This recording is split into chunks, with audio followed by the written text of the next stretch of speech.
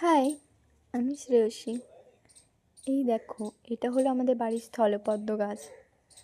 সকালে রোদে কি মিষ্টি লাগছে না? এতে কত ফুল ফুটেছে, দারুণ লাগে সকালে দেখতে। আর যখন বেলা হয়ে যায় এটা রঙে গোলাপি হয়ে যায়। এটা স্থলপদ্ম বলে।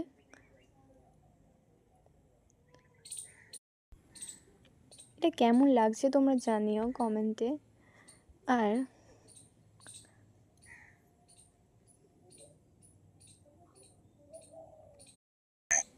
আমি এই গাছটির যত্ন কিভাবে রাখি সেটা জানতে হলে আমার চ্যানেলকে সাবস্ক্রাইব করো আর পাশে থেকো। আর কমেন্ট করে যেও যদি তোমরা জানতে চাও যে আমি এই গাছের পরিচর্যা কিভাবে করি। প্রধানত এইটা শীতকালেই ফোটে এই ফুলটা, আর একবার বসন্তকালেও ফোটে মাঝে মাঝে, বাসন্তী পুজোর সময়।